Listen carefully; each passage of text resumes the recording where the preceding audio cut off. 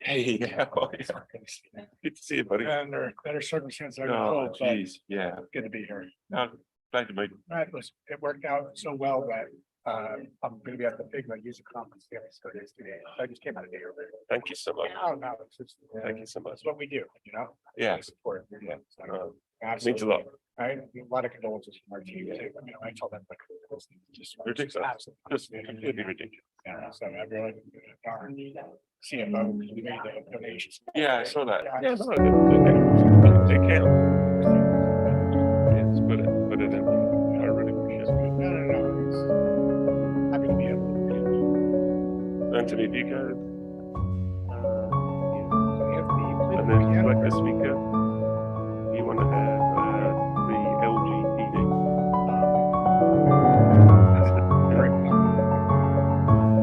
How you doing? Better circumstances to be here, but good to see everybody. Turn your music down and then see whether the guys can hear you. Roger. Oh, front house. Shared animal, you said. Forget it.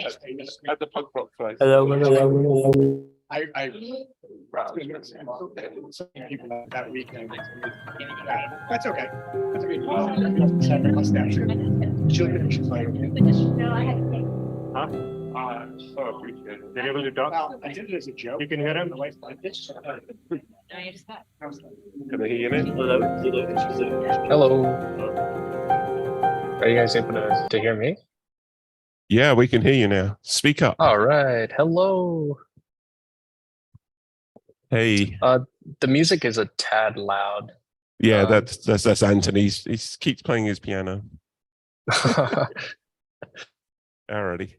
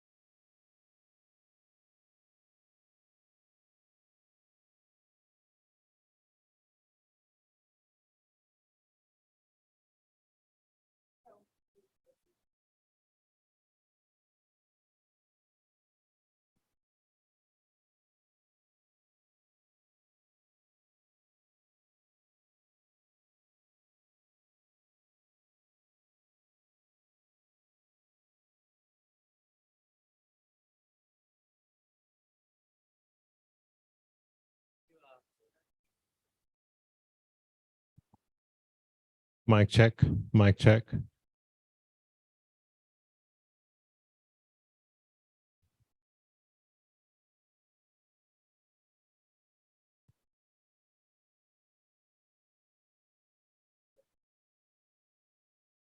No?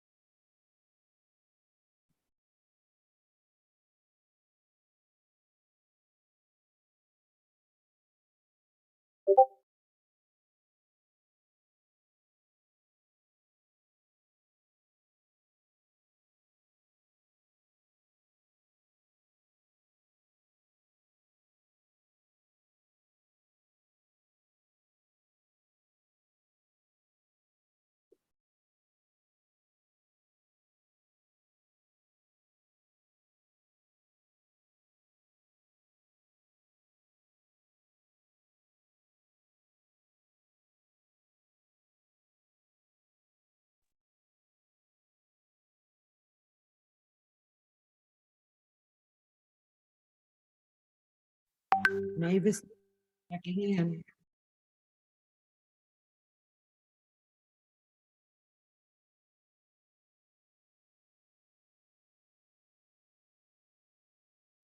Participant.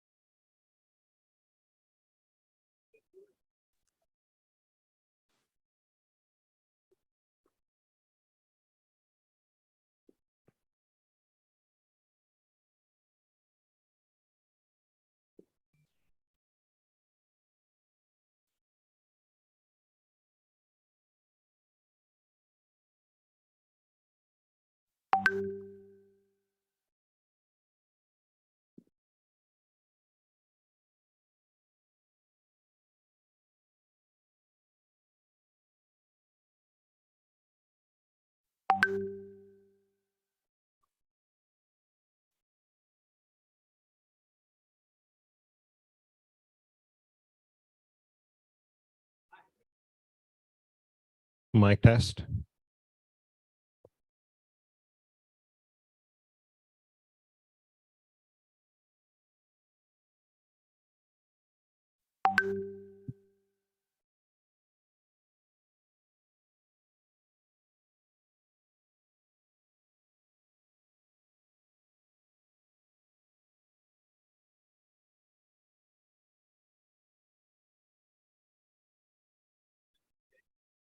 Yes, sir.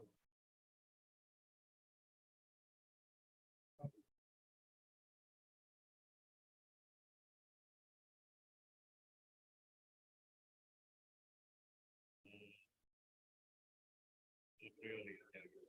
So far, we have these folks.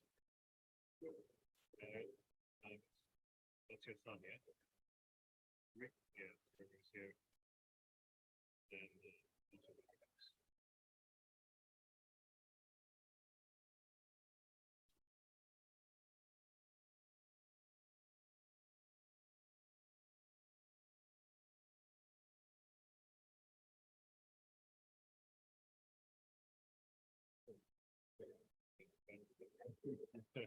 Sorry, I think Peter is the big janitor, right? Yeah.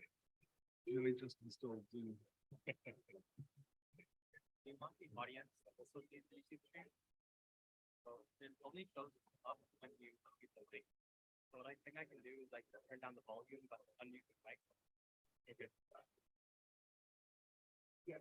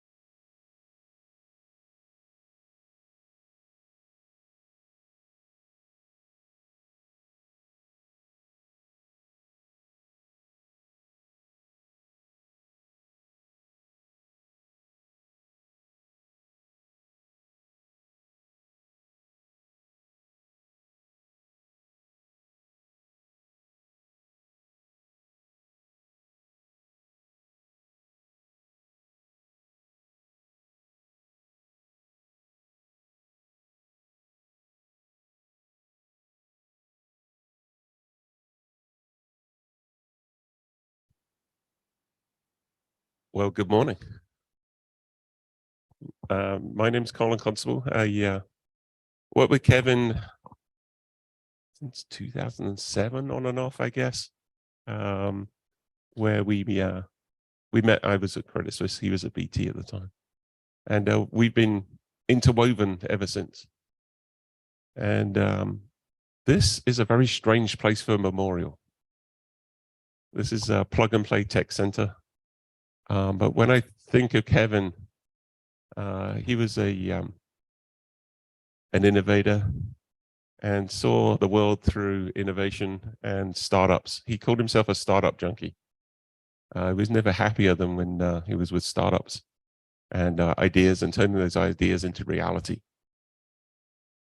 Kevin and myself, and actually Rose and Nancy from Deutsche Bank, and Will, who may turn up as well. We all worked here at Plug and Play.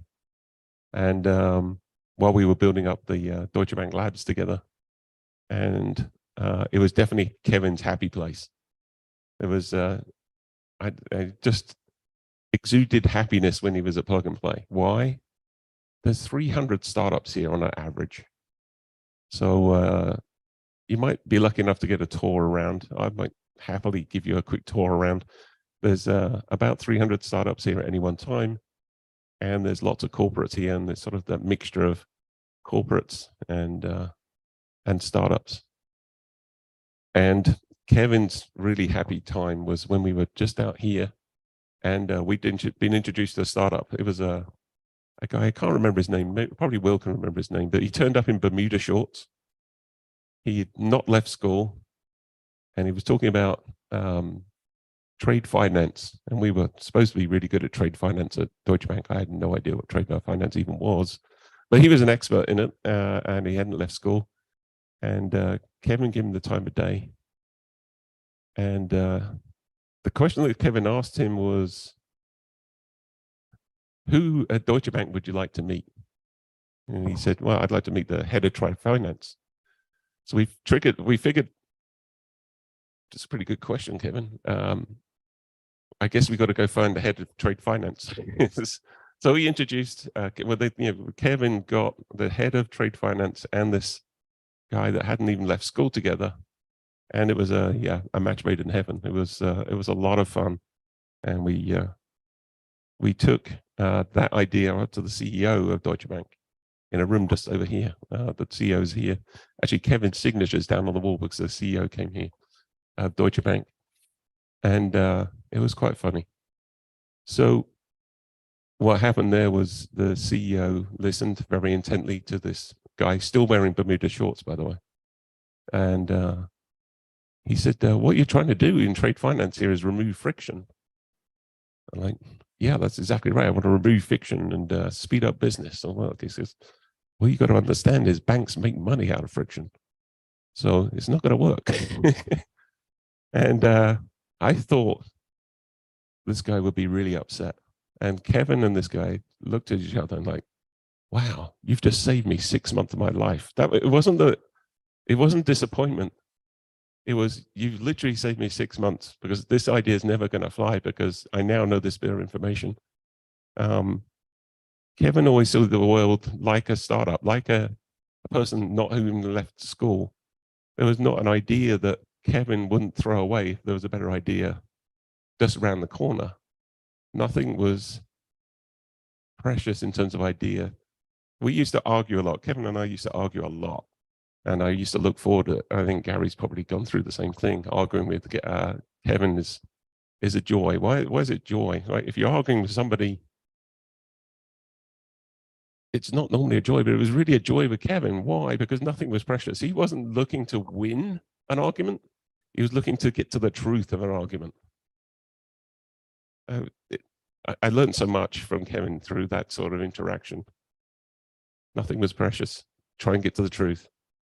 Not taking a side. If you discover some information, to throw it away and carry on. I learned so much from Kevin here. Just through this door here, we were having one of those arguments. And the argument was really about the state of the internet. And anybody here at AtSign knows the story of AtSign, where Kevin and I had an argument about the way the internet was strung together and the way people were being treated badly. That happened just through this door here at Plug and Play. So that's why we're having a memorial service here at Plug and Play. Kevin was like a brother to me, but he was better than brother because he would actually argue and not take umbrage at all, ever. Unique individual. I'm going to hand over to Gary. Gary's got a little poem to bring everything to focus, and I think you're going to say a few words as well. Thank you, Gary.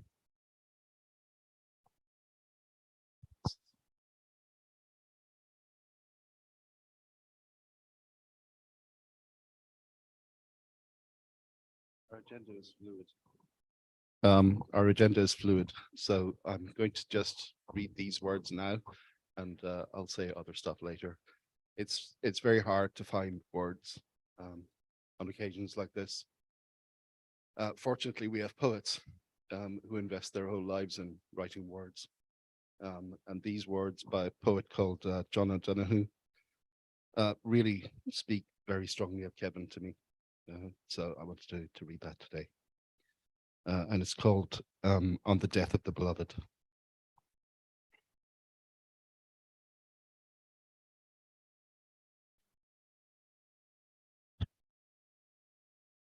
Though we need to weep your loss, you dwell in that safe place in our hearts where no storm or night or pain can reach you. Your love was like the dawn brightening over our lives, awakening beneath the dark a further adventure of color. The sound of your voice found for us a new music that brightened everything. Whatever you unfolded in your gaze quickened in the joy of its being. You placed smiles like flowers on the altar of the heart. Your mind always sparkled with wonder at things. Though your days here were brief, your spirit was live, awake, complete. We look towards each other no longer from the old distance of our names. Now you dwell inside the rhythm of breath, as close to us as we are to ourselves. Though we cannot see you with outward eyes, we know our soul's gaze is upon your face, smiling back at us, from within everything to which we bring our best refinement. Let us not look for you only in memory, where we would grow lonely without you.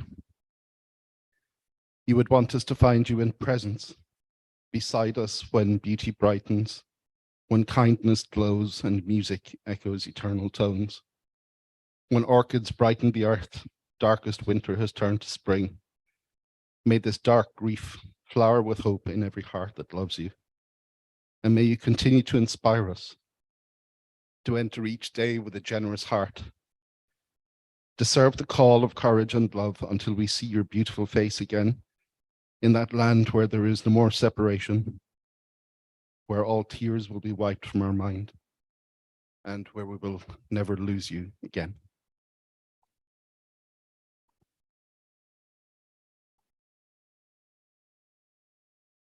As I said, those words speak incredibly strongly of me to Kevin, the laughter, the wonder, and his just energy for new ideas and the magic of everything.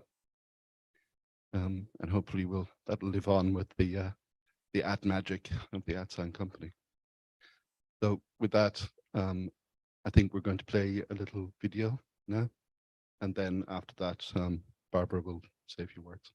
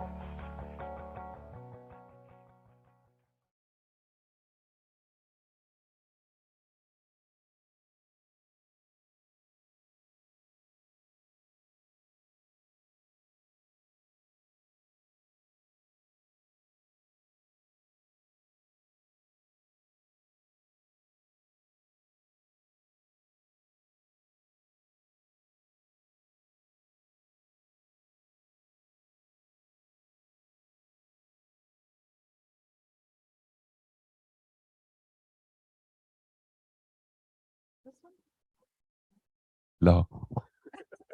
It's just me.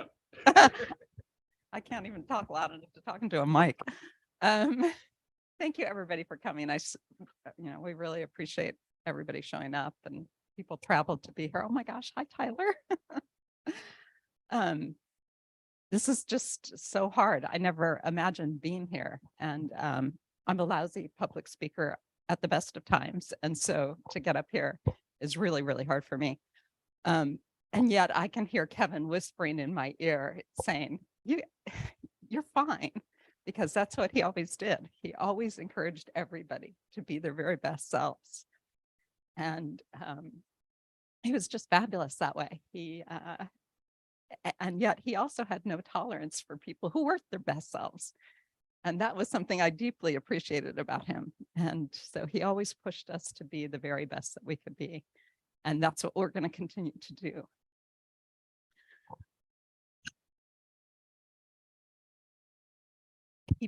He built this company. This was his vision. I mean, he really wanted to do this whole flat organization, do a company very differently, make sure everybody felt heard and equal. And so this is more his vision and Colin's than just mine, for sure. He had an uncanny sense about the future. He just could see the future way before everybody else. And for me, it was hard because he was like miles beyond where I was. And so he would talk about something for sometimes months. And I would say months later, oh, Kevin, we could do this. And he would just go, I've been saying that for months.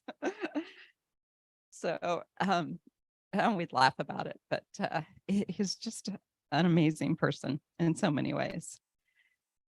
As a co-founder and a co-conspirator, he's completely irreplaceable. But I'm so thankful that he introduced me to Colin and that he was the spark of this idea of the SAT sign, and that we brought together so many fabulous people to build this company. So I will appreciate that forever about him. And I will miss him terribly.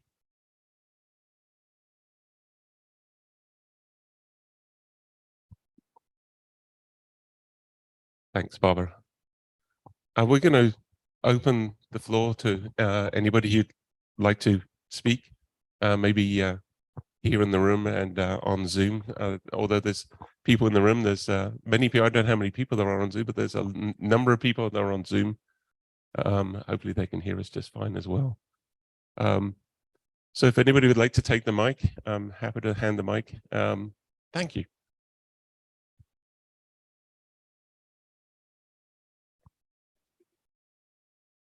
Barbara was asking me to tell this little story of my memory of working with Kevin. This is some time ago now, maybe I'm guessing 1988. The two of us were in Japan to put together a business deal with a big Japanese corporation with Hitachi. And it was a typical negotiation with a Japanese corporation at that time. We spent all day long locked into a room, all of them smoking, negotiating away. And they would talk to us for a while, and then they would talk to each other in Japanese and say quite a bit. And then they talked to us for a while and talk to each other in Japanese for a while. And we just listened and did the best we could. And at the end of the day, the negotiation was not complete. We didn't have an agreement yet. And they were playing a typical, maybe Japanese business game of being a little over polite to us.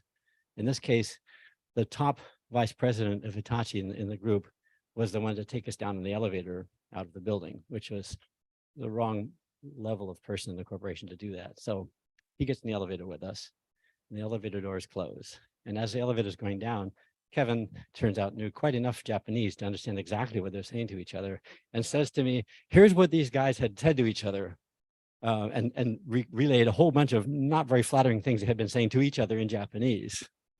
The vice president turned red as a tomato. The guy was so embarrassed. And he apologized a million times before the elevator door opened again. The next day, when we went in to continue the negotiations, they just caved and gave us the deal we wanted. So this was a very fond memory of his. And then, of course, it turned out to be a really good deal with Hitachi. I think it worked out really well. Those of us who were there probably remember that. But anyways, that's just a typical kind of Kevin story. Played the cards just right. Now somebody else needs to come take the mic.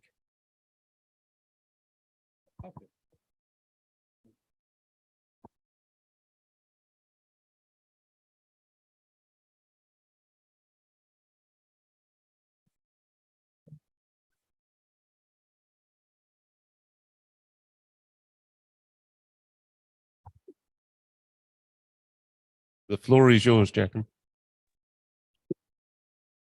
Thank you. Hi all, can you hear me all right? We hear you Tyler. great. I'm Jagannath.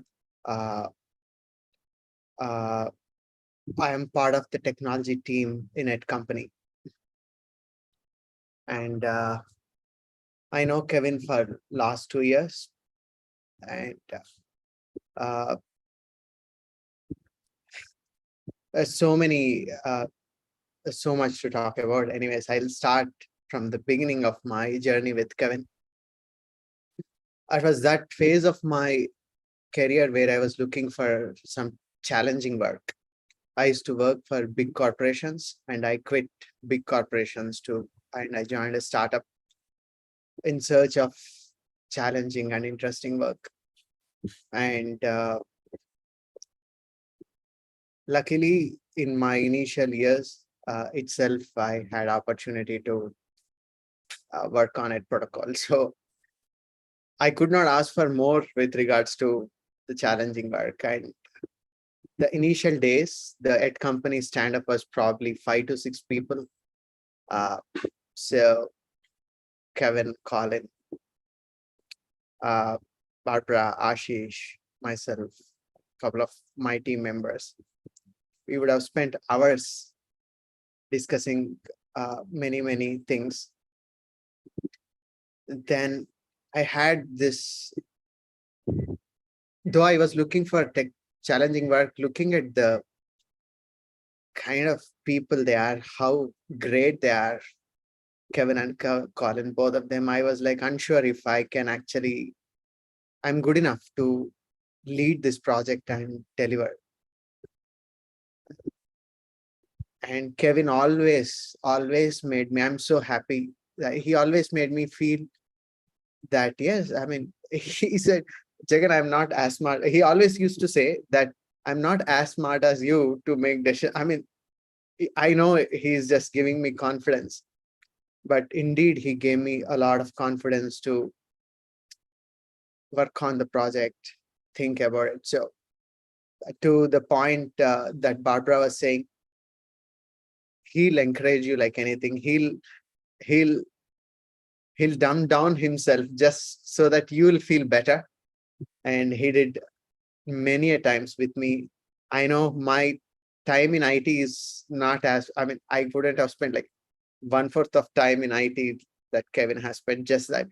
I mean, I know he's trying to be humble and all that stuff, but what I loved about him is he gave me a lot of confidence that I can actually deliver this project. Then we kept pushing for a very long time and did many interesting things.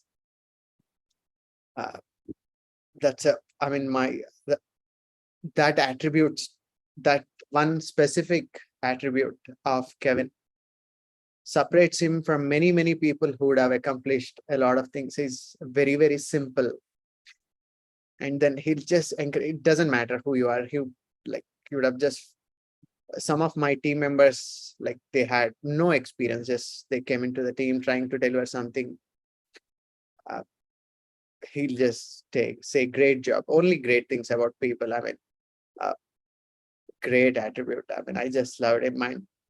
The second thing is that we actually, when you outsource a work to somebody, generally people are not at all kind of nice. You try to extract best out of them or most out of for every rupee that you pay or every dollar that you pay by doing many things, but at company as a whole, and Kevin in particular never did anything like that. And he was like, Jagan, go and sleep now, go to bed now, you don't work now. I mean, who will say that, right? So that kind of gave us commitment. Is like, my God, these guys treat us so well. I mean, we cannot be serving them normally. So that's a huge, the motivation is pretty high for anybody who would have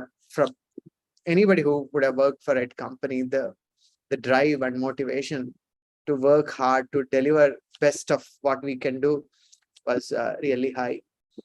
And I don't know why, but given that the way we were treated, I always wanted a company to be successful.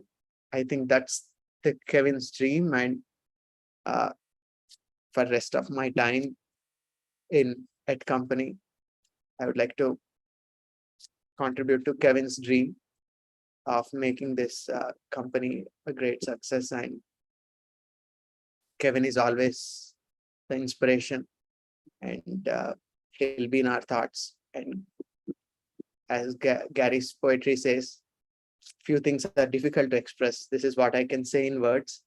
There are so many things that I can't express. Thanks, everybody. Over to you, Colin. Jagan, thank you so much.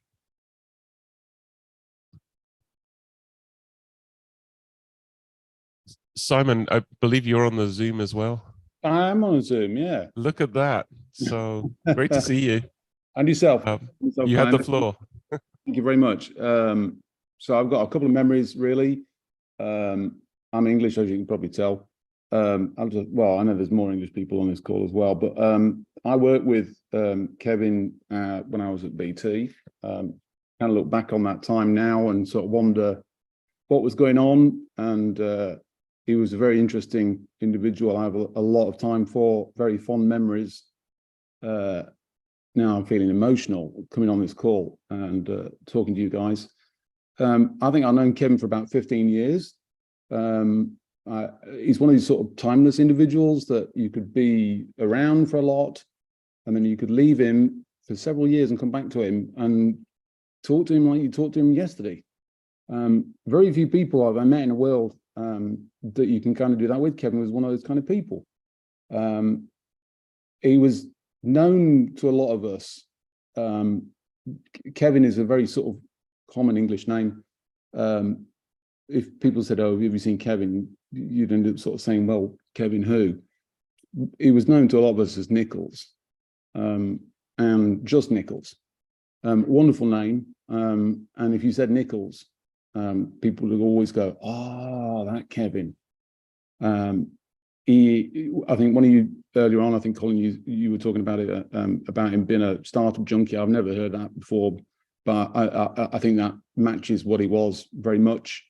I remember having a conversation with him. Jason's on this call somewhere, and we asked Kevin about doing some startups in the future, and he said, "I'm going to do some startups in the future," and we asked him, sort of said, "Oh yeah, what they're going to be?" And he wouldn't sort of elaborate on what they were going to be, but his big ticket item that he was kind of pushing was he was going to do 7 in parallel at the same time.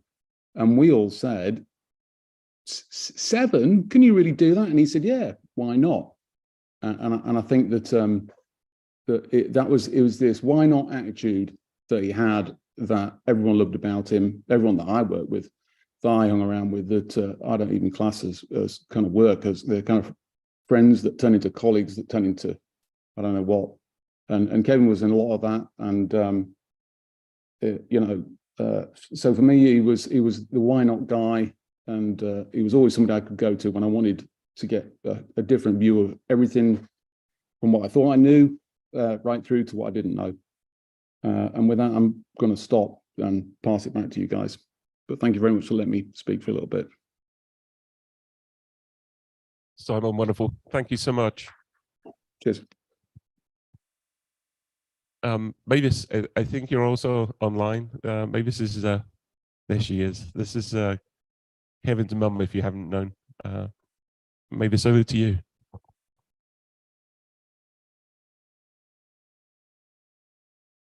We can't, unfortunately, we can't quite hear you at the moment, Mavis. You may need some help to get unmuted.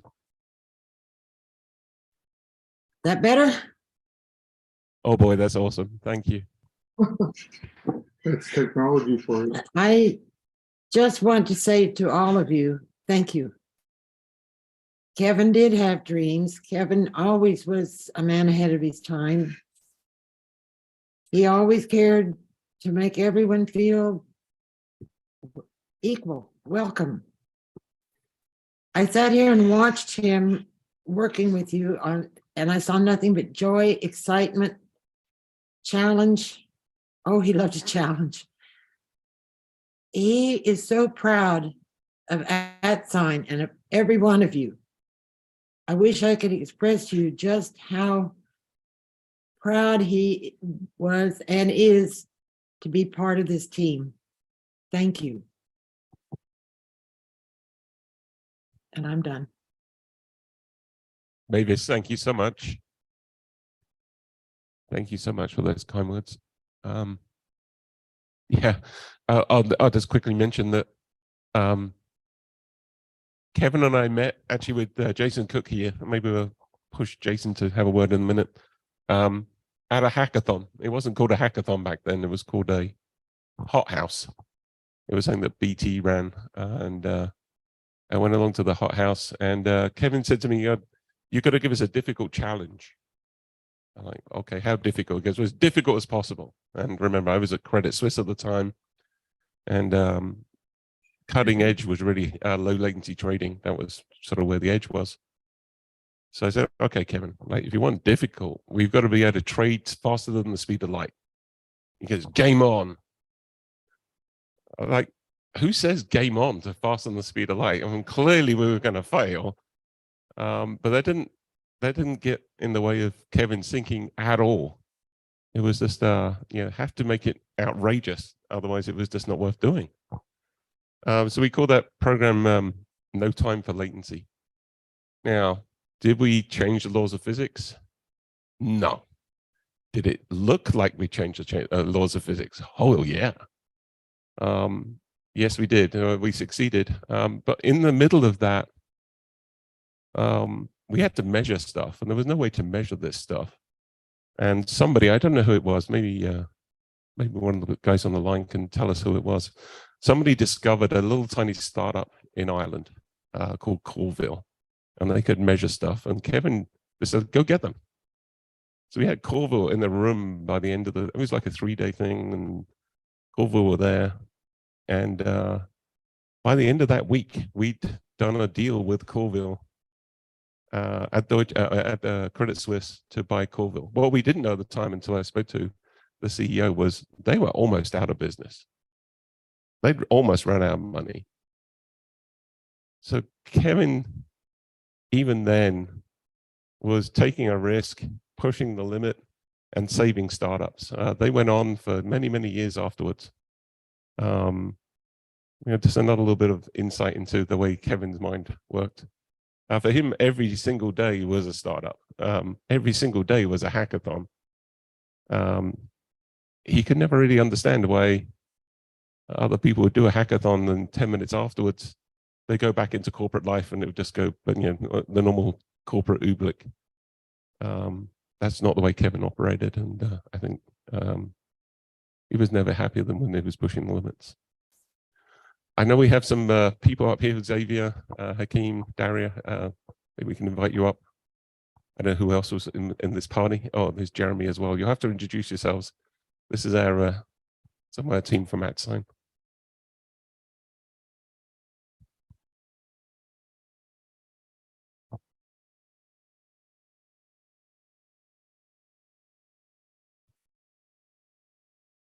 Hi, everyone. It's really interesting. It was about 3 years ago that I got introduced to this crazy world of @Sign and actually got to meet Kevin. And I could have never imagined it would have taken me to the places and put me in this company. And I actually started out as an intern, and I had no expectations. I had no idea how this company was going to run. I had no idea that I would even be able to provide any value. But one thing that I'll always remember about Kevin is he always valued you. Anything you had to say, any thoughts you had, he wanted to hear it. He wanted to make time for you. And I'll always remember at the very beginning when I first started here, I mean, my confidence was not good. I believed I could do things, but compared to everyone else here, it was so different, especially when they've accomplished so many things. But one thing about Kevin, like everyone said, is he will always make the time for you. And one memory that's so core from when I first worked here is me and a buddy, Esther, back in the day. We had all these crazy ideas for social media and things that we could do and all these creative ideas, just like interns would have.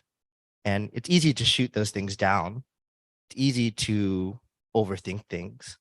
And what Kevin did is he listened to every single thing, every single idea, and was super receptive to it. He really took the time to, want to understand you.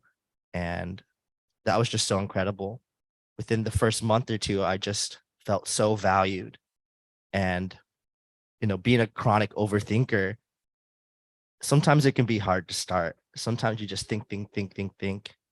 And I'll always remember from Kevin is he just says, just start. Just try these ideas, see where it will take you. And somehow the impossible becomes possible. And that's what we're doing here. And one last thing that I'll never forget about Kevin is he's always asking the why. He loved to ask the why. And I'll be here to ask the why now to what we're doing at @Sign. And I think we have another reason. The why that we have here is to make his dreams come true. And I know we can all do it, and we will do it. So we will never forget you, Kevin, and we will make your dreams come true.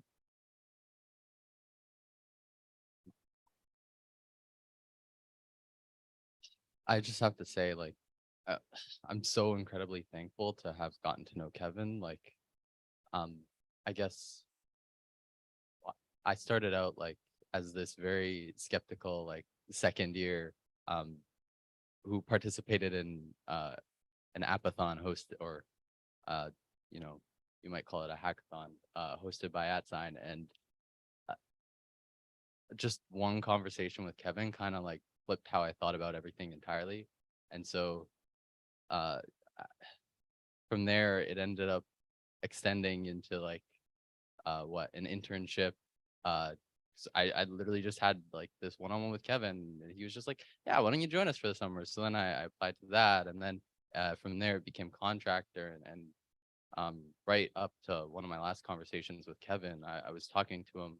I just went full time here at @Sign, and I'm just grateful that my last words to him were that thanking him for giving me this opportunity. Like, and it just makes me so happy because along the whole way, like, I think right around sometime last year, I ended up going on a trip. So I was in Hong Kong for a couple months, and Kevin took, I think it was 2 dinner times out of every week just to make time to speak to me. And so from there, it just kept, we just kept going. We just kept talking. And sometimes these conversations would be super productive, and sometimes they would just completely derail, and we would talk about absolutely nothing work related. But somehow, like, no matter what the conversation was about, I always got value out of it. He always got value out of it. And we always just had a good time. We would talk about anything and everything, and we would just honestly be ourselves. And it was just his superpower. He just had the ability to instill like Jagan mentioned earlier, like the ability to instill confidence in anyone, the ability to just tell you what you needed to hear when you needed to hear it. He just knew what to say, when to say it. He just knew things that he probably shouldn't have known, almost like he was a mind reader. Like, yeah. And I think everybody has had that experience with him, or at least most of us. So, yeah, thank you, Kevin.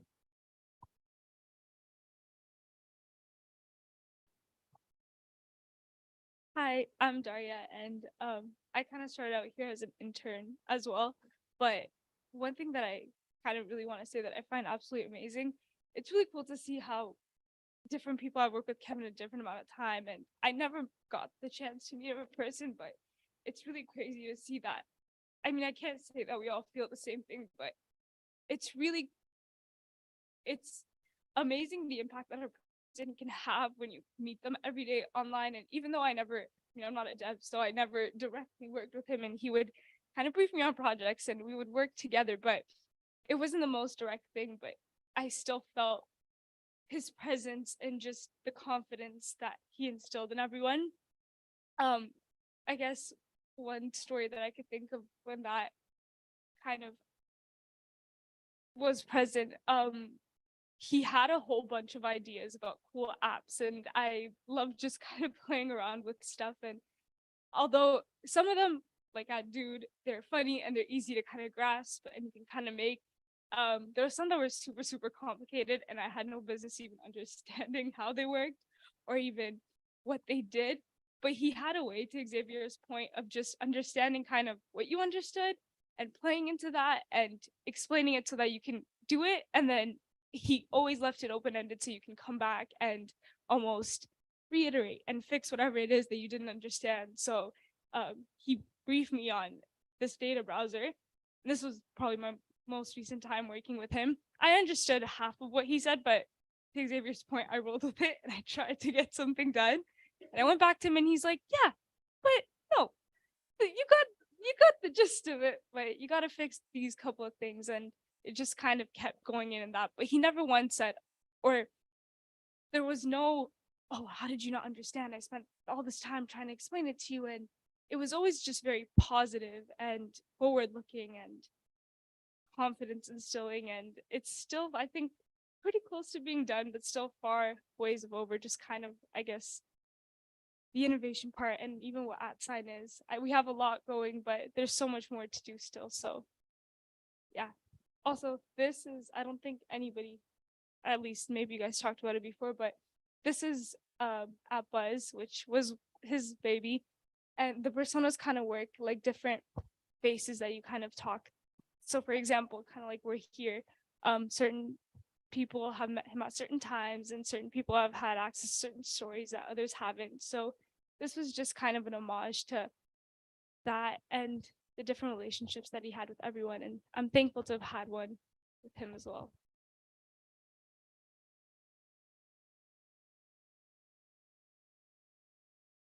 Hello, everyone. I'm Jeremy. I unfortunately didn't have the pleasure of knowing Kevin as well as many of you in this room. But I know I can bear witness as to Kevin's love and all the confidence he would give to people. One of my key memories of him was I was presenting in front of a group of potential interns for the company. And he'd go on for a whole minute of just saying, oh, this is Jeremy. He's only his second year. This is all the stuff he does. And that really meant a lot to me. I messaged him privately over Zoom, thanking him for all the kind words he said. And he said, it's all true, with a smiley face.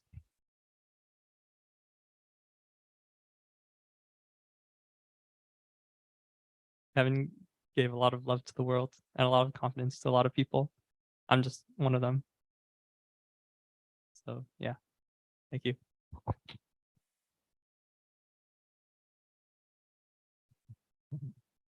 Thanks, Jeremy. I think we've got a couple more people from Zoom. Tyler, are you there? There he is. Hello. Are you in Bermuda now, or are you in? I am in Bermuda. I am so All right, sorry live for from not being Bermuda. able to be there.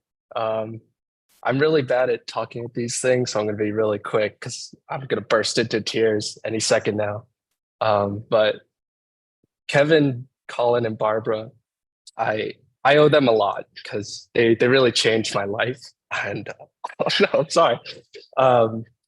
You're all very wonderful people, and I'm so grateful for every second that I get to spend with all of the amazing team members. And I still remember 3 years ago, because my story is really similar to Akeem's. I started as an intern, 3 years ago, I was interviewed by these two big co-founders, Colin and Kevin, and I was terrified. I was so scared. I spent a whole weekend prepping the Flutter stuff on my computer, and I was so scared of what to say. And the moment I joined the Zoom and I saw Kevin's big happy smile, I felt totally relaxed. I said, "Okay, this is gonna be so great and so wonderful." And I know we all sound like broken records saying that Kevin instills so much confidence within us, but it's so true. And he inspired me to try so many new things. And even when I messed up or I failed or I didn't know something, he never discouraged me. He always said, "Great job for trying, and try again." And I'm so happy that I got to meet him and just experience life with him. And he was an incredible role model for me. So thank you so much for everything, Kevin. And let's flip the internet for him. Thanks so much, Tyler. Kyle, are you there with you with us? There he is. Kyle, this is I am. Hold on a second.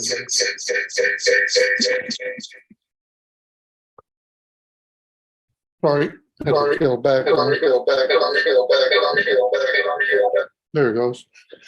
Oh, well, I have about 100 million stories I could share, but I'm sure we all have other things to do. But there's two things I really like to say besides thank you to everybody there, which I just did.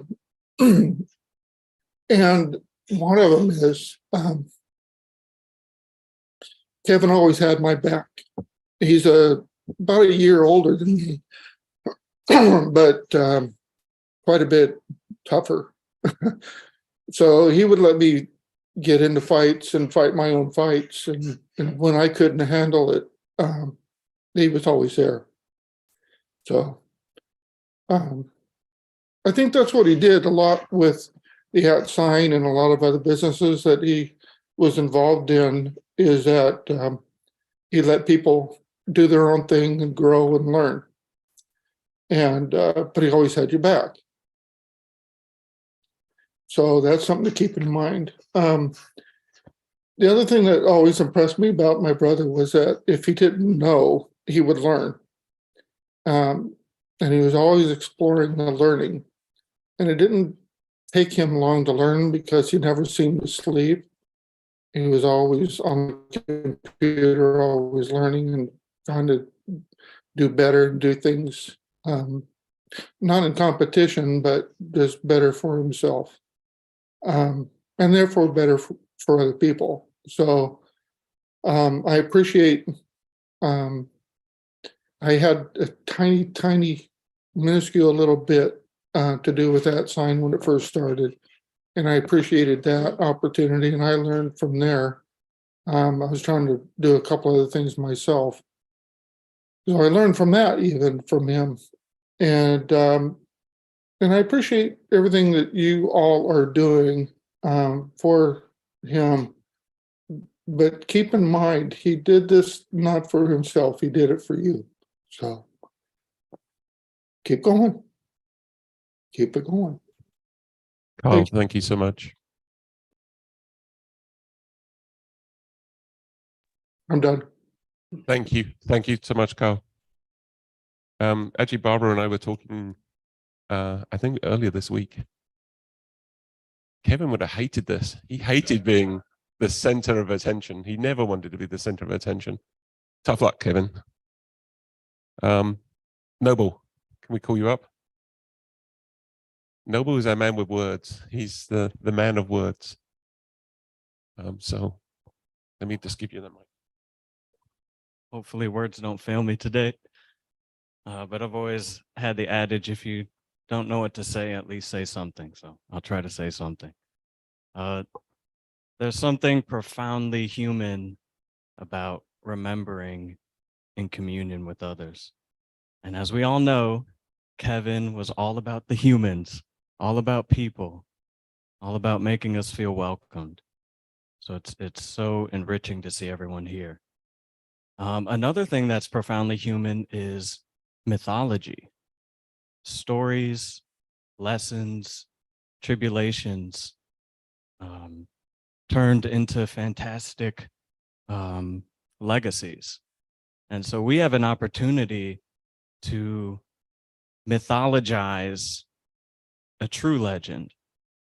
We've heard stories, anecdotes that in ancient times would have seen him become a constellation. And so I think that it's incumbent upon us to breathe life into his legacy. It's now our duty to make sure that his light is shining brightly. Thank you.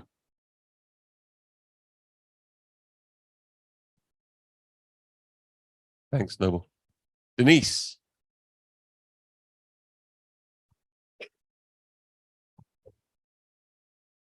Thanks, Denise.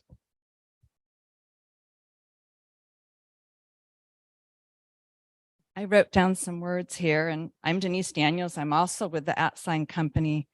But Kevin called me @Denise, and I've had the privilege to work with Kevin over the last 3 years. So there's a few things I wanted to say today.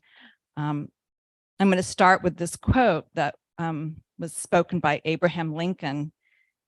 In the end, it's not the years in your life that count, it's the life in your years. I will always remember Kevin as someone who packed much life into his years. Kevin's capacity to contribute, think outside the box, take on really hard problems, and march forward with positivity were astounding. And yet he was self-effacing and humble, more often giving credit to others. Over the last 3 years, I spent about 6 hours a day on Zoom meetings with Kevin and various prospective customers and partners. I am witness to the fact that there was not a day that went by where Kevin did not come up with a brilliant new idea or a new application or a new way to solve a problem, always accompanied by his unassuming nature. But I do remember one day when Kevin was proud and beaming. And because I'm a mother, I remember that day. Kevin, Kim Santi, and I were on a Zoom, and he told us about his daughter, Chloe,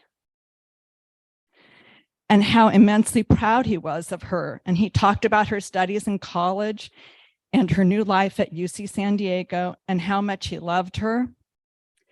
When he told us about Chloe's nature and human qualities, he just lit up. Kevin spoke about Chloe's kindness and how she was always there for others. He let us know that it is Chloe's qualities of who she is or simply being Chloe that made him beam. So I'd like to say to Chloe, you had a remarkable father, and I hope you always remember he had so much life in his years. And to all of us, our lives are richer and we are better because we have known Kevin. Thank you.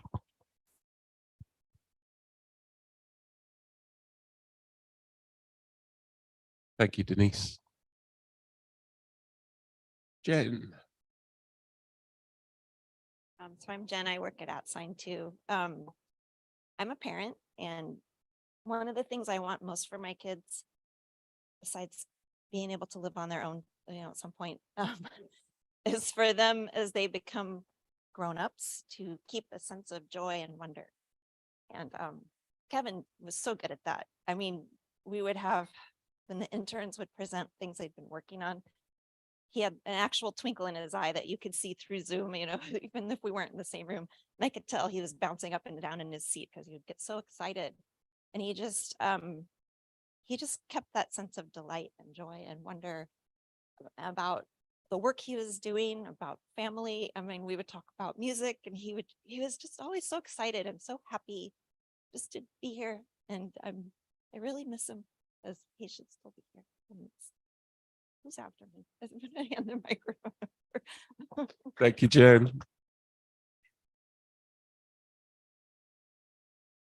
Don.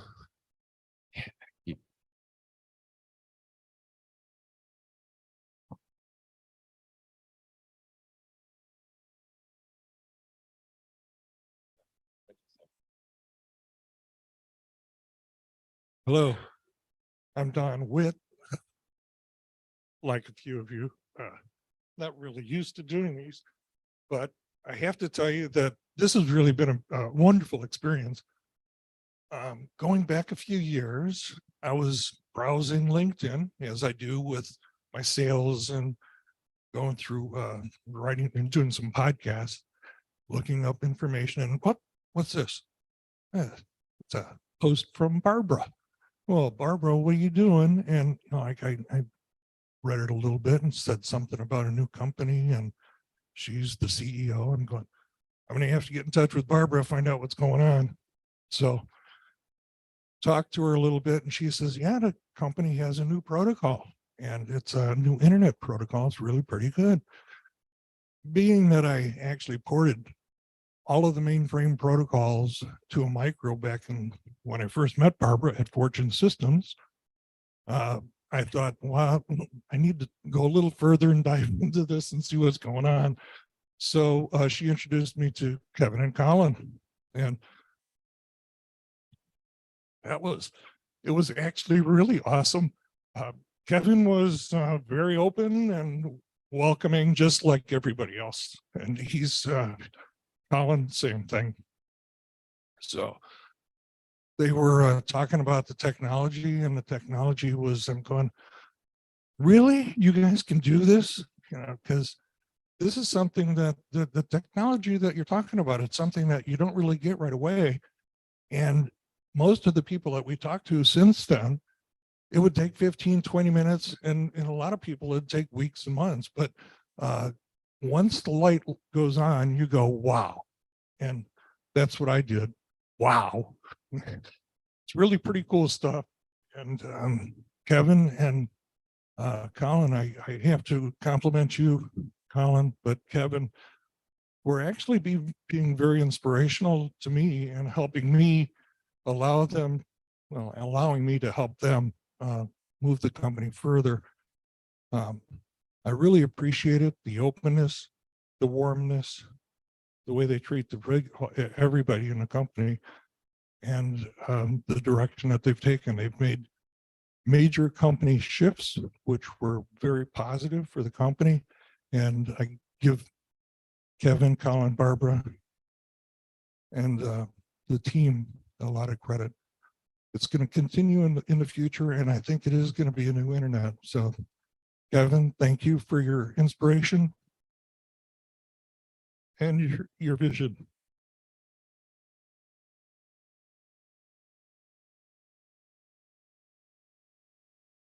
Anthony.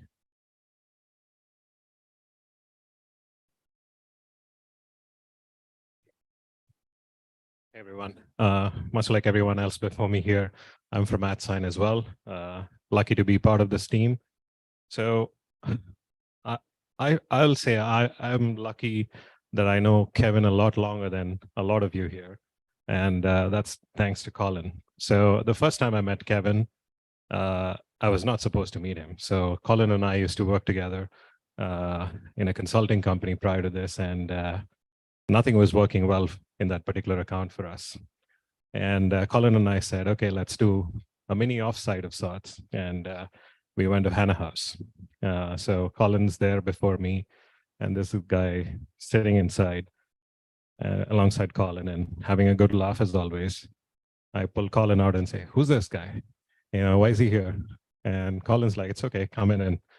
And so you can tell him what we're dealing with, and he'll give us ideas. And that was Kevin. And 1 hour later, I mean, he just blew our mind on what we can try to do, what's not working well. Have you tried this? Have you tried that? That sort of thing. And Colin and I looking at each other. Colin's like, I told you. So that was Kevin. And towards the end of the conversation, Kevin's like, Anthony, what are you doing next week, next Thursday? I'm like, I can make myself available. So Kevin says, I want you to come to Plug and Play. They have an innovation event happening, and I want you to come join me. I mean, I had no idea what Plug and Play was, but here's Kevin asking me to join him. And Colin actually abandoned us. He said, I have to go to Mariposa, and he went back home. I'm stuck here with a guy whom I had met for 1 hour. I had to spend the entire day with him. So that's Kevin. And so the event was, so first thing Kevin does is, oh, I want to show you something. And Kevin takes us to the place just around the corner here and says, this is where Colin and I used to spend a lot of time. I mean, there's so many memories of this. And to Colin's point earlier, all of you should visit that place. It's like a holy place now. So that's plug and play. And so it's like a demo day of sorts, like AtSign, and every company is coming and pitching. And I'm sitting there vigorously taking notes about every company. And Kevin's like sitting there saying, oh, that won't work. This will work. Oh, that's really cool. So he knew right from then, from the 3-minute pitch, which company is going to pick up and which company is not. And I was just fascinated spending the 8 hours with him that day. That was my first memory of Kevin. And fast forward 2019, I think, when I started off at AtSign officially. I mean, much like everyone else in the first few weeks, I guess, with a flat organization and everything, I was lost. I didn't know what to do. And here goes Kevin. He pings me every day saying, Anthony, how are you doing? And I'm like, can we talk? So he jumps on a call. He says, oh, have you tried this? Have you tried that? And a few weeks later, all the founders set up a call with me and said, Anthony, we want you to do developer relations. I'm like, what? Me? So Kevin calms me down saying, no, you can do it. You can do it. I think you got to do it. So again, fast forward to 2023. I mean, you know, we've done so much work in the community. And every time we do an event, Kevin's always the first one saying, Anthony, we did it. You know, he didn't have to, but he'll always pep me up and say great things about, even if it's the simplest of things, so much encouragement. I mean, if I didn't have his backing, I mean, you know, that whole dev relations role would have been a lot less fun.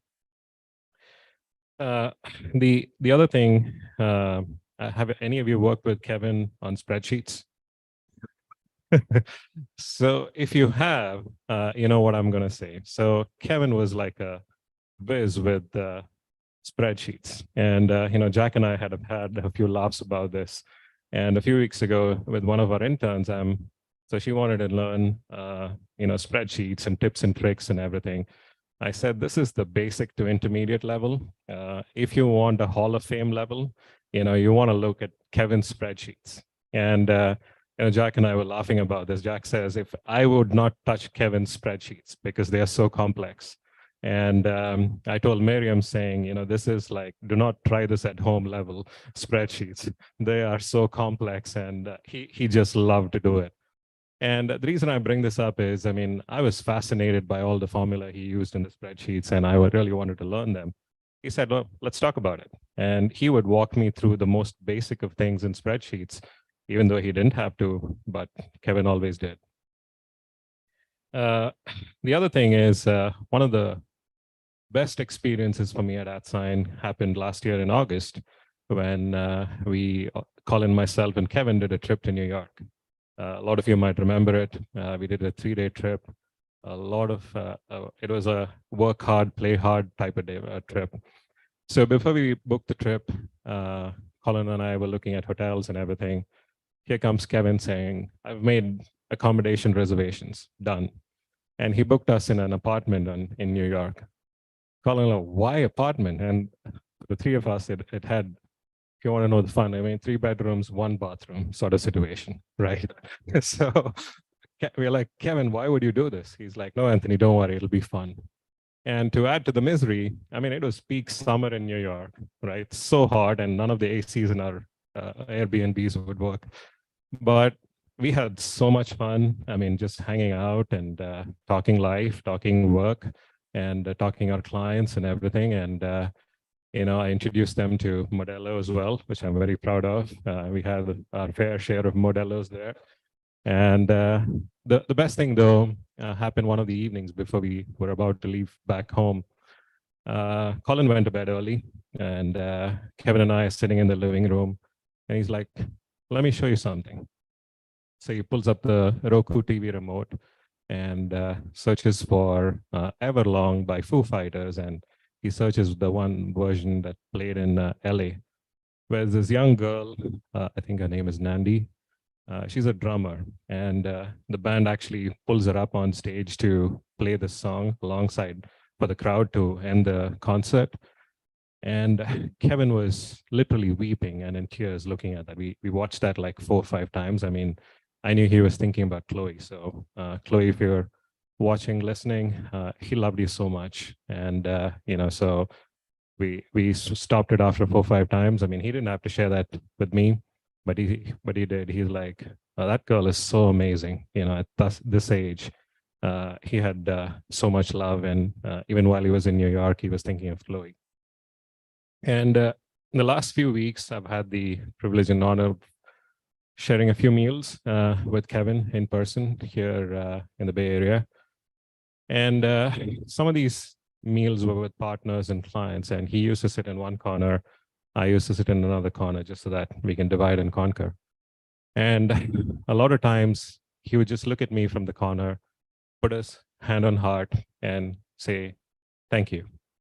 He did that 3 times in the last 4 weeks. I don't know why he did it, but that picture of Kevin will remain in my memory forever. Thank you for everything, Kevin.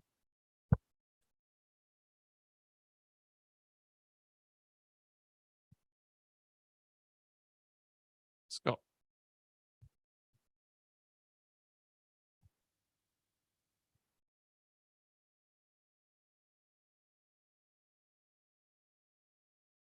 My name is Scott Hetherington. I've been blessed to work with Kevin on 2 different occasions. It's funny, like Daria had said, it's amazing to hear everybody's story and all the things that he did, how he listened, how he inspired, how he created confidence. And those are all things that I had thought of too. And one of the other things that I thought of is he always made me reflect, whether it was on myself or what I was doing or whatever. It really made me think. And once again, he's caused me to reflect. Over these last couple of weeks, I've really started reflecting about myself, and I've realized how much in my life I've tried to emulate Kevin in all of those ways. And trying to, as Jagan said, dummy myself down sometimes to give other people inspiration, to give them confidence. I didn't realize until the last couple of weeks, this is where it came from. He did that so many times when I met him very early in my career. He listened to people. He always made you feel welcome. And I've tried to do that. I'm not nearly as good as Kevin was, clearly, because I don't think I've inspired this many people, but I realized that he was the root of all that. So the most important thing that I want to say is thank you, Kevin, for making me a better person. I will always, always cherish that, and I will always try and live to that level.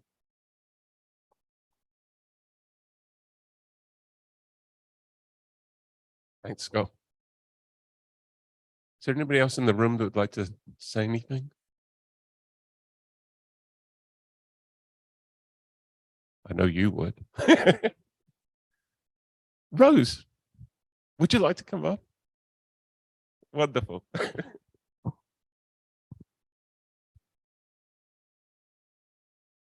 If you could, that would be wonderful.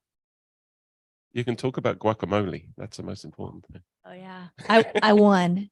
I won the guacamole test. We had been at Deutsche Bank. So my name is Rose, and I had the pleasure and honor of working with Kevin for a very short period of time.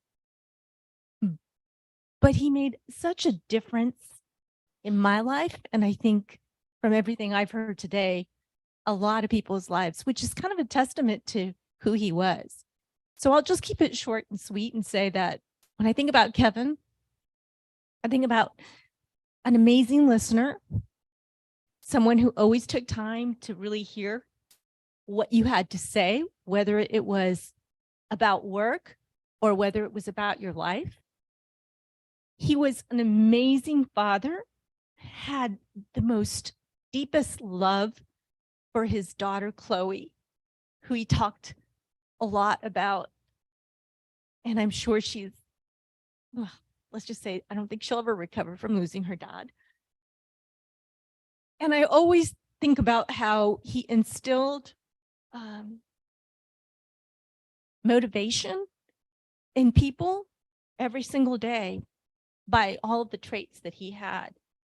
Again, I only worked for him for a short period of time at Deutsche Bank. We had a little bit of a motley crew there. And he would always challenge me. You know, I'm always an operations person. So, you know, I tend to be more of that kind of pessimist, right? You got to show me how it's going to work. You got to make sure you have all the parts in place. And he was like, yeah, let's do it. I was like, are you sure? I don't know. But he was that kind of person. And even after I left, which was only, I think, 2.5 years that I was there, we did keep in contact. And I got to say that he's just a wonderful gentleman, and I really will miss him. And thank you. Thank you, Rose. One of my fondest memories of Kevin at the Deutsche Bank Labs, we'd had a really bad day. I think Rose, myself, Will, we'd had a really bad day. I can't even remember what it was about, but it was a really bad day. And Kevin said, let's shut up shop.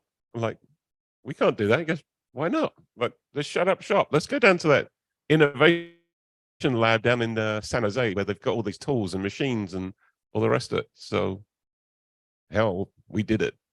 And we had a great afternoon down there. It was a lot of fun, right? So, yeah, occasionally Kevin would just like switch it off and say, like, stop, let's go do something completely different. And that was one of those days. It was a marvelous day.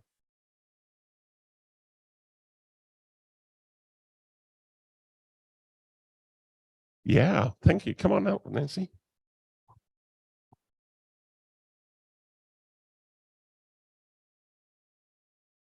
There you go. I'm Nancy. I worked with them at Deutsche Bank. This is the first picture. Actually, I was kind of just digging through my phone because I just thinking. So we had this huge launch at Deutsche Bank, which was just amazing.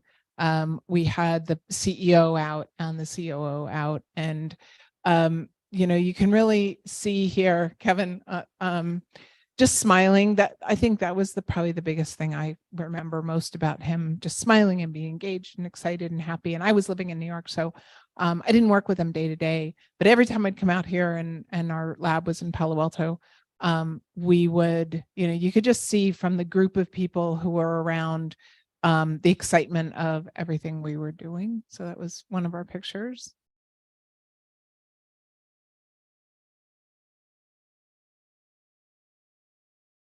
And then this is Kevin at Plug and Play. So as Colin was saying before, you know, you can see that he just commanded a room, right? He was the one standing there presenting everything. There was all kinds of whiteboarded stuff up there, and Colin and Will were just, you know, everybody, you just sort of sit and listen to him, right? You guys know, you just sit and you listen to him because you're just like, wow, that's amazing. And then the last one was our dinner that we had after, and it was just sharing of good times and of us just you know, getting together. I think that was probably down at Buca di Beppo, and just everybody getting together and sharing a big meal and enjoying each other's company. So you know, just the simple things in life, and that was what Kevin brought to all of our lives. Thank you so much, Nancy. Thank you so much for those photographs. They brought back some memories. That was opening day at the well, the launch, official launch of Deutsche Bank Labs. CEO was there. Henry Richard was there, who became a really good friend to us at AdSign and an advisor in the really early days. Yeah, lots of really good memories there. The fun thing, I actually noticed Joy there in the front. So Joy had just left. She's the first and only person to leave the investment banking organization to join the IT organization in a bank ever. Because we met here actually at in this room. Joy had come along, Kevin was there, and she'd heard about Deutsche Bank Labs. She was one of the junior bankers at the time, and she just wanted to get involved in the labs. So she was a little fed up, I think, at being in the on the tech banking side. So she quit, and then I rehired her at the very same day into IT, into the labs. And she said, "Well, what am I going to do?" She'd been here, and maybe 2 weeks. I can't remember. Was it 2 weeks? Something like that. Anyway, it wasn't very long. And we had the opening in 2 weeks' time. So Kevin, being Kevin, said, "Well, clearly you're going to be doing the emceeing on their opening day with the CEO and all the literati that was there." And Joy didn't know quite what to say, but she did it, and she did a marvelous thing. Kevin also went on to say, "We're going to have, was it 15, Rose? Startups, 15 startups pitch to all those people in the glitterati." So we actually had a pitch night with 15 startups. I think 14 agreed. Why? Because Kevin had come up with, you only get 3 minutes to do a pitch. 3 minutes. I can tell you the best one, and Kevin was very proud of this, was a company called Amber. And the lady who did the pitch did it in maybe 45 seconds. And she was the person with a crowd of bankers around her at the end of the session. So it was about getting your message really, really tight. Kevin loved doing that iterative process of getting the message really, really tight. And the Amber team have put in a lot of effort to do that. So yeah, lots of amazing memories of Deutsche Bank Labs, and all of it really from Kevin. Is there anybody else in the room would like to say anything? Come on now.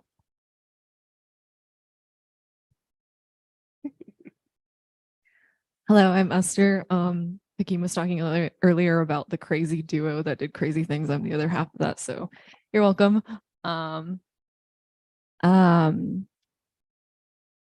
When I first joined AtSign, I think a lot of people have a similar story to this. I was an intern fresh out of college. I didn't know anything, but I had a lot of misplaced confidence. And by misplaced confidence, I mean, if someone handed me a mic, I just said random things. And I remember when we first were interns, I was given the opportunity to speak, and I was like, okay, let me just BS it. And then for some reason, everyone listened. And I was like, these people are crazy. And then they were like, hey, you wanna join our company and you wanna write words for us? And I was like, okay. And I think as I continued to work at the company and get to know these people, I began to realize that Kevin was the craziest of them all. There was just, I'm not a very risky person. I think I tend to play it safe. You know, I like to make sure I have all my ducks in a row before taking the leap. And Kevin always wanted to take the leap. And it scared me. And I was like, what do you mean we're going to release this app that is like, you know, what do you mean we're going to do all these things?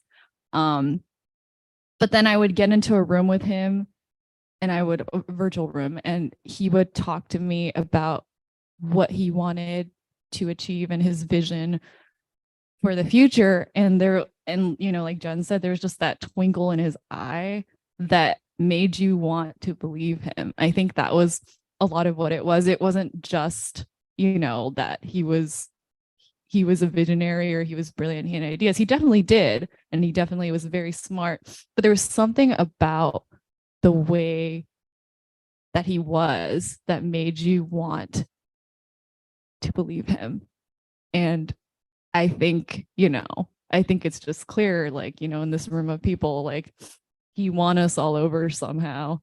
And I really can't put my finger on what it was. Maybe it was, you know, that twinkle in his eye. Maybe it was his like really big ear to ear smile. Maybe it was just like the really genuine way that he was just like, what do you mean? Of course this is possible. Like, what do you mean? Like, it just seems so obvious to him. And I think that's something that, you know, that like childlike wonder is something that I will never forget. So yeah.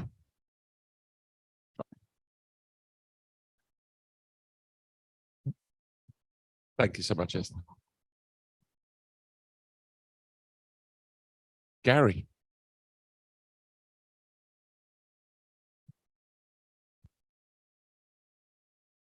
I'm back for round two. You don't just get poetry from me. So Kevin's one of a handful of people who've been really important to me in both my work life and my personal life.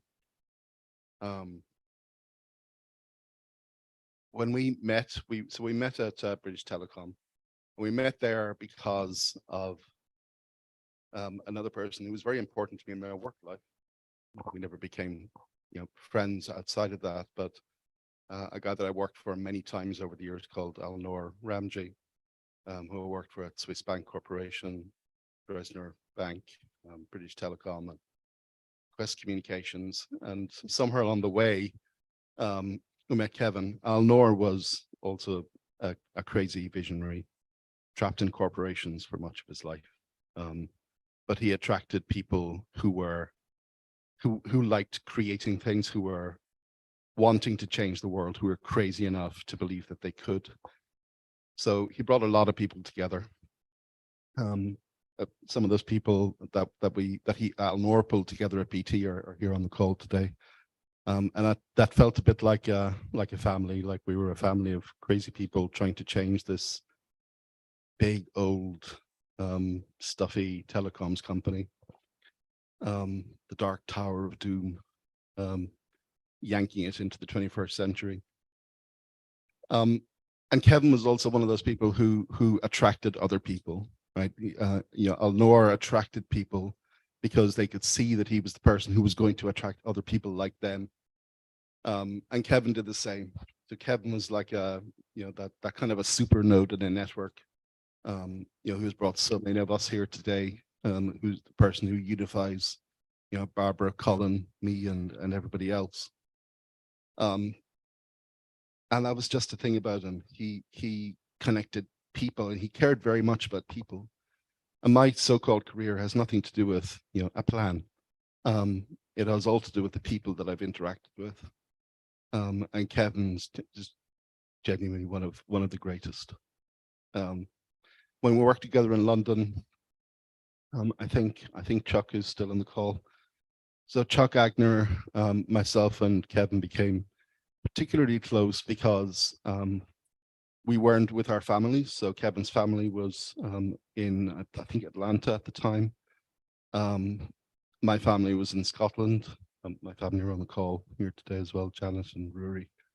And Chuck's family were back in Colorado. And so we were based in London. We didn't have families to go home to in the evenings. So we spent a lot of time together and became very close, talked about everything. We spent most of our time, truth be told, talking about our families. And that's something that's been true all through the years with me and Kevin. Like me and Kevin, we spoke almost every day, sometimes for many hours. And if we had nothing else to talk about, we'd talk about family. And sometimes even if we did have something else to talk about, we'd talk about family. Kevin was so proud of Chloe and so happy with his family and wanted so much for them. We'd always talk about his mom. I'd always talk about my mom, who turned 100 recently. Kevin was he said, "I'm so impressed by your mom. I want to meet her someday." So family, family was incredibly important to Kevin, and he made work a bit like family, which is a kind of a unique gift. Not many people have that. But Kevin really mastered that. He made work feel like family. So I loved what Noble said about mythologizing, and I'll add a couple of things. So Kevin and myself had the privilege of, while we were working at BT, we were doing some business with Microsoft. And through that relationship, we ended up doing a whole bunch of hothouses, which was a thing that Alnor, who I mentioned earlier, Alnor Ramji, he invented that concept back in the 90s before hackathons were a thing.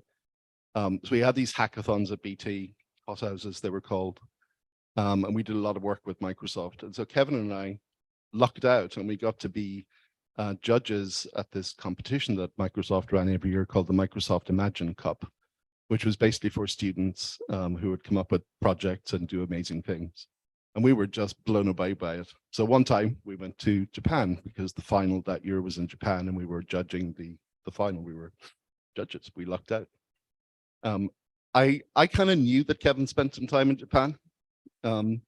So we were there and we were, participating. And for some reason, I can't remember what exactly it was, but in the hotel, there was some confusion to do with my room, my booking. I don't know. I can't even remember. It's so long ago. But all I remember was me and a person on the other side of the counter being unable to communicate. And both of us getting frustrated, person behind the counter being very polite, but clearly extremely frustrated. And I was not hiding that I was extremely frustrated. And Kevin, who had wandered off, came back and he kind of took it all in, stepped in and unloaded this, 5 minutes of fluent Japanese, diffused everything instantly, got everything sorted out. Somebody else came out, he had a conversation and everything was fixed. It was like magic. And that ability, that unexpected, ability to speak Japanese, I was, was so grateful for that day because I was losing my mind. The other thing is iteration. So Kevin, believed in iteration, and I remember once we were, one of our crazy ideas. He said he had done a lot of presentations which were single slides with just 1 or 2 words, just extremely fast presentations. I said, "What's the fastest you've ever done? How far can you push this?" He said, "I think I can do 100 slides in 2 minutes." I said, "Okay." So I said, "For real? Like not just as a prank?" He said, yeah, for real." So we spent an inordinate amount of time working on that. It took us about 2 weeks to get it absolutely perfect, where he hit 2 minutes on the nose each time. And the presentation actually worked as a presentation. We shouldn't have put that much effort into that. Like we spent hours, days working on that thing for no reason other than kind of the joy of seeing that it was possible. So iteration. And one of the things that initially Kevin and I kind of bonded about is, because I met Kevin first in 2003, and we started working together in 2004. And some night at dinner, because I didn't really know Kevin, we were just out at dinner, and I told him that I had. He said, "What did you do before BT?" And I said, "Well, this and that." And he said, "Then I had an attempt at a startup." He said, "It didn't even get to the startup stage." So I left my job. Nobody else did because the .com boom had just busted. So I said, "Yeah." He said, "Okay, that's your first iteration." He said, "What you need to figure out is what's going to be your 5th iteration, your 10th iteration." I said, "What do you mean?" He said, "Well, you can't just give up." He said, "If you want to do a startup, you need to do a startup." And he was the person who kind of gave me the confidence to say, "Okay, I want to try something again." And what he always said, we tried stuff within BT. We tried to do little, effectively, startups within BT. Not the right environment for a startup inside a company.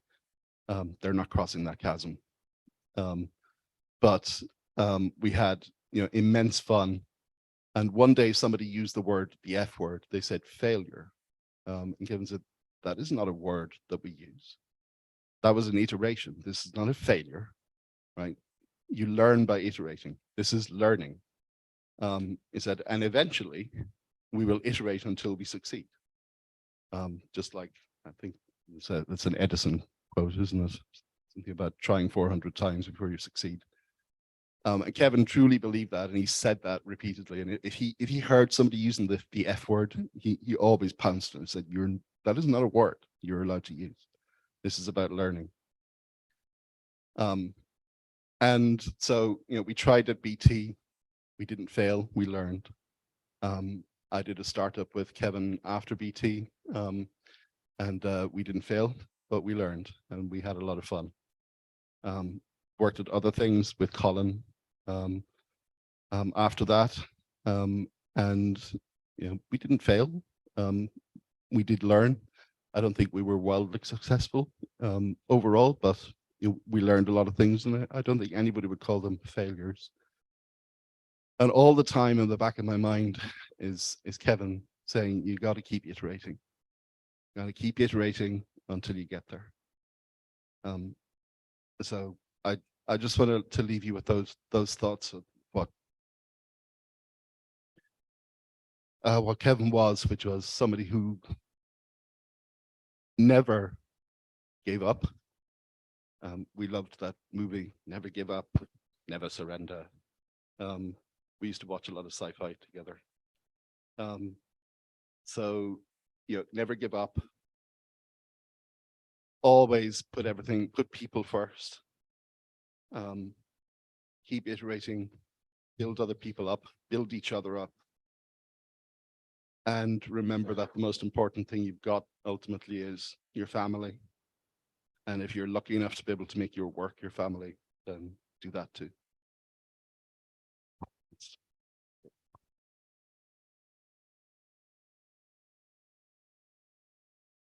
Am I the last act here? Thanks, Gary. Well, we'll see if there's anybody else on Zoom, I guess. I know there's lots of names I recognize on Zoom, but I don't know whether there's anybody who wants to say anything. Jason Cook saying something. I will. Vu. Hey, who was that, Chuck? Hey, Chuck. Chuck. Yeah, I'm the Chuck Gary mentioned. Might probably be. Yeah, heard so much about you over the years. Over to you. No telling. Yeah, by the way, Gary, I don't know if you can read the cup. It's the quote from Edison. It's, I haven't failed. I found 10,000 ways that don't work. I actually have the mug. Anyway, yeah. Gary and Kevin and I, yeah, like Gary said, spent a lot of time together in London, being that none of us could actually go home. Got a million stories with Kevin, but one of the things I wanted to mention is the fact that he was generally a teacher all the time as well. I remember one time we were sitting probably in a bar, and he was talking about startups, and we were talking about what works and what doesn't work, and that he's had failures and successes, and he just continues to go on and on. And we got into, how does funding work?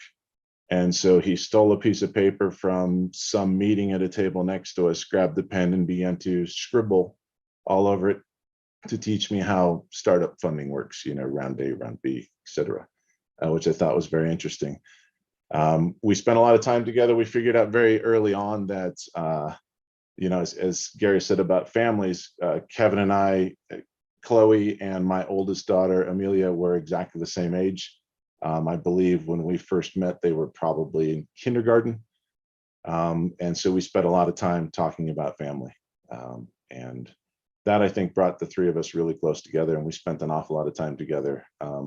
Kevin and I even rented motorcycles in England to ride on the wrong side of the road at very high speeds to go and see things like Leeds Castle, which is not in Leeds. You learn as an American, it's actually in Kent. Which was interesting. And we did that during the Tour de France going through England, which was interesting as well. Friend doesn't begin to describe, Kevin.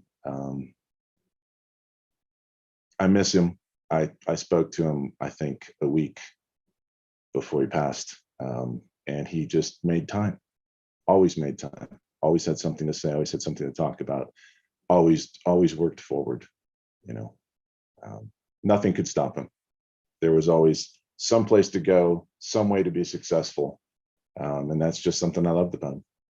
So thanks.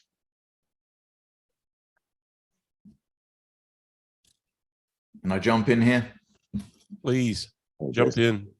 Yeah, hi guys. Obviously a sad time for us to connect, but at the same time, I think Kevin, the thought of Kevin always triggers eternally optimistic, happy, positive thoughts. And I think several of you said it, Gary, you said it, try again. No, we don't make mistakes. It's just a learning experience type of mentality that is great. I think it's about 17 years, 18 years ago, I was at BT as well. I was just leaving. I was going to go and buy a small little pub. And Kevin bumped into me through an introduction. It was the Al Noor early days. And Kevin went, I heard about you. I think you'd be great in my team. We're going to do crazy things. We're going to change the world. Don't do that. You can always do the pub thing later. Come and have some fun. Be creative. Come and explore the other side of you. And that was again in a pub somewhere. I think Dion's or something like that, for those of us that remember the BT Centre days. And I'm so glad I rescinded my resignation at BT and came on a phenomenal journey that really jump-started my own personal career. But it's at that time, around that time, I met Gary, worked for Gary. I met people like Colin, good people like Simon Webster. Simon and I, on the back of our work with Gary and with Kevin, we relocated over to America. We both now live in Texas. Corey Vu, Jennifer Richards, Chuck, many people that I think touch myself, my personal and professional career. And it's such a shame in some ways that sometimes we only reconnect at times like this of sadness, but at least at the same time, we've got some happy memories. So want to reach out to all of those. Commiserations to Kevin's family. All the very best to everyone at the new company. You guys are doing great. I've been watching it from afar, and that was it. So thank you for the time.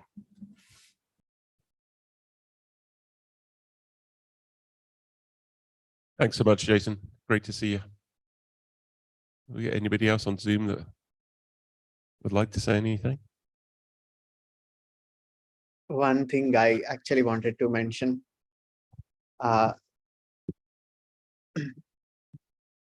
It's related to what you said initially, Colin, which, while I listen to all of you, there's one quality that I have adopted. I'm sure if people are from a company, you see that that's kind of the company culture now. But however, there's one thing that probably we have to carry with us. There's one attribute is very important. I didn't realize that I have adapted it, that it's very common that you see in a larger or a smaller organization, there's a certain hierarchy or somebody with seniority. Even if it's a flatter organization, there's somebody with, or like the founders, Kevin and Colin, Barbara being in the calls. Let's say Kevin never, you might have a difference of opinion in the way that you want to do things, but he never asserted his thoughts because the thought is from him. It's the decisions are always based on facts. It's such a small thing the way in a company, everybody's like that, but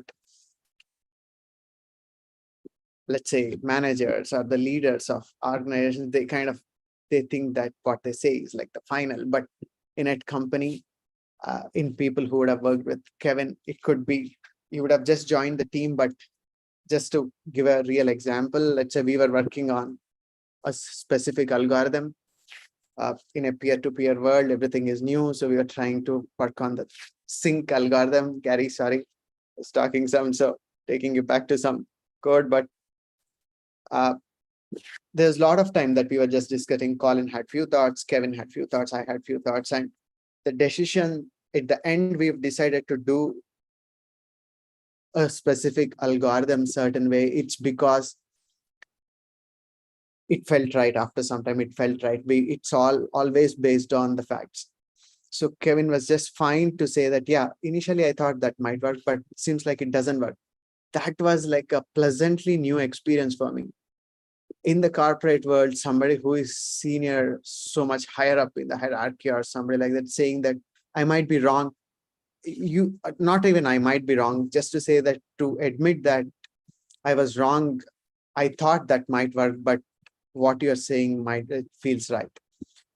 That was so pleasantly refreshing and new. It probably for many of you who have been in this kind of work cultures where you can, irrespective of where you are in the organization, if your opinion is heard and people really think deeply about what you're saying and willing to correct their thoughts if once they feel that what you're saying is right, doesn't happen everywhere. Actually doesn't happen at all. Actually, it's like hardly it happens. I come from India, so things might be different there, but at least for as far as I know, this is the first time I had an experience like this, and then I adapted it so much, and it's like now I'm listening a lot. I mean, this is at company's magic and thing that I learned. I mean, Colin would definitely remember that we wanted to use whether a time-based something algorithm or he was like, Kevin was just fine to admit. I mean, it's such an amazing thing for everybody. Like the junior most people, there are people from my team in the call, it doesn't happen, they know it. And it's a quality that I would carry rest of my life. And I would like to specially mention that here, because it's one quality that's truly a mark of flat organization. And the best of ideas, I think the idea was to have the best of ideas to come out, to be heard, irrespective of from where it comes. That kind of open-mindedness was phenomenal. And I just want to mention to everybody who probably might be doing it without their knowledge, but irrespective of where we end up in our lives somewhere down the line, but this quality is something that we should definitely carry, I reckon. And again, thanks for the opportunity given to Thanks, me to Jagan. speak. Thank you. Thank you. Corey, I can see you. You're going to get picked on by me because you're Corey. And I see Hannah as well. So, Corey, you want to go first and then we'll get Hannah. Yeah, obviously it's our time. It's kind of difficult to kind of add things to all the great things that have already been said about Kevin. I think each of us carries a piece of Kevin around. I think we would all agree to that he kind of gave us something each that we're all kind of carrying around. I love working with Kevin. I think everyone here did. For me, the greatest thing that we can now do to honor his memory is to continue to behave the way he would have all wanted us to behave, and to continue the work that he wanted us to do. He kind of taught us all, I'm guaranteed that he taught each of us something that we didn't know before, and we've kind of used that to kind of develop our own careers, and we've kind of played it forward in many cases as well. But from a kind of storage perspective, Kevin, the one thing I do remember of Kevin, he was never shy about helping people. He never stopped helping people, and he always had an infinite capacity to not understand what couldn't be done. Right? So you could go to him and say, well, yeah, well, that people tried that before, that didn't work. But he'd go and look around and go, well, maybe try again, or try it this way, etc. And that curiosity has existed in many other people that we could all name, whether it's Steve Jobs, etc. These people have been luminaries in our industry, and these people are part of the reason why the world continues to develop. And every time people like Kevin and the collective around Kevin do something new, the world moves on. And I think we all owe it to Kevin to continue to move the world on. So, yeah, Thank you so much, Corey. Hannah, I saw you go off mute. Yeah, Come I all initially yours. joined. Thanks, Colin. I initially joined just to listen in, and then I rejoined on the contribution link. It's actually kind of healing to hear everybody get up and speak, and Gary and Anthony and Denise and amazing. All of you have been such wonderful words all I can think about actually is, did Kevin know all that we're saying about him? You know, were we late in sharing how much he meant to us, how much he was contributing to the community? And I keep thinking about that because it was a bit of a shock, his departure. So I guess, you know, in my mind, the most important thing that I'm recognizing is that we did, you know, he knew a lot of this. He did know he was like an infinite optimist. He for sure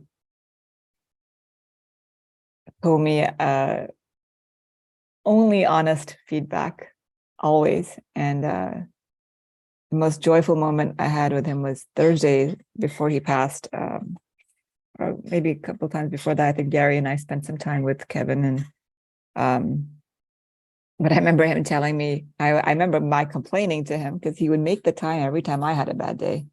And I was complaining to him, why am I always going through this XYZ thing? Then he kept saying, because you're doing the same XYZ things to do that. It was just very adorable personality. And anyway, so all I wanted to share was that if it helps, because it's helping me just to hear all of you share your thoughts and memories and the kindness that Kevin is and was. I think he knew that. That's all. Thank you, Colin. Thank you, Hannah.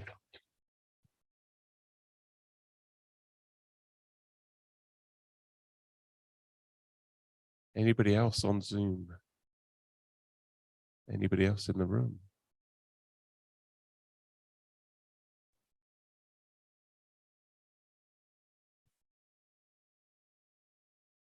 Just have a moment for Kevin then.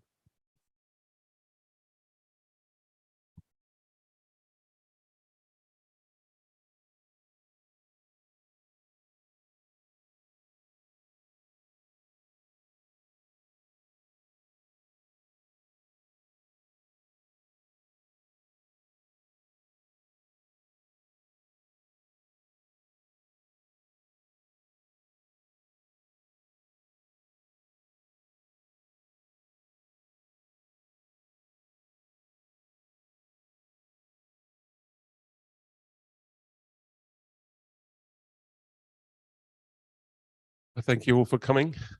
It was great to hear all the stories. This was really not for Kevin at all. It was all for us. It was for us to make sure that the vision that we had of Kevin was the same for everybody. It seems that it really was. It was this people person, big visionary. And I think everybody can take that home with them and have Kevin echoing everything they're doing. I have a mug at home. It says, Kevin is judging your choices. Sarah got it for me for Christmas, and I remember showing it to Kevin. There's a grumpy cat on it, and it says, Kevin is judging your choices. And that's the way I'm going to remember it. And everything I ever choose, Kevin's going to be helping me judge. Thank you so much. You can have some coffee, and maybe I can gather myself back together again. Thank you all. Thank you, Colin.